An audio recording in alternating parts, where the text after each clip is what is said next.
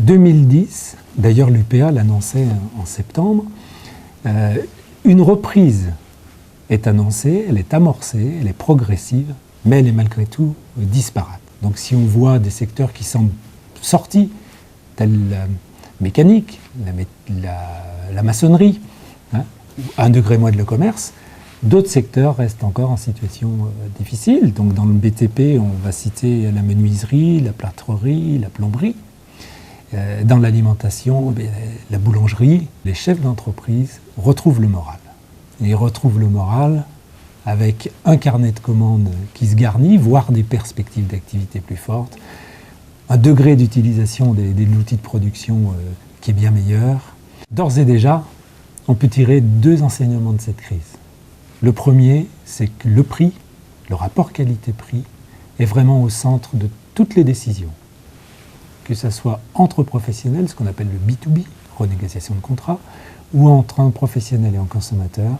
Deuxième enseignement, c'est que les entrepreneurs sont condamnés à faire des gains de productivité, sont condamnés à la performance.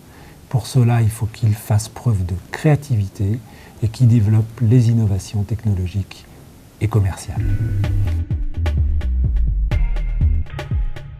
On peut constater que cette reprise, elle est progressive, mais qu'elle s'accentue et qu'elle va vraiment dans le bon sens. On a eu un troisième trimestre qui était favorable. Très vraisemblablement, le quatrième sera bon, voire très bon. Ce qu'on constate sur nos livres, c'est qu'à fonds de commerce identiques dans nos banques, les trésoreries sont améliorées, la distribution de crédit aux entreprises a très sensiblement progressé.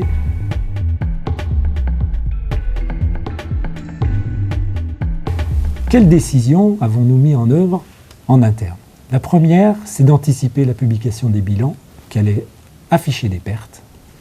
Et donc, il fallait qu'on réexamine les critères d'évaluation du risque. Deuxième mesure, il fallait anticiper dès le début de l'année 2010 la reprise d'activité. C'est pourquoi tous nos directeurs d'agence ont été mobilisés pour rencontrer leurs clients et leurs experts comptables afin de redonner de l'oxygène aux entreprises. Troisième mesure, c'est qu'on a été amené dans le financement des projets d'investissement à prendre des décisions beaucoup plus sur des résultats attendus que sur des résultats passés. Et là, nos SOCAMA nous ont beaucoup aidés en nous apportant ce regard professionnel. On a un regard optimiste pour 2011, avec une certaine vigilance malgré tout.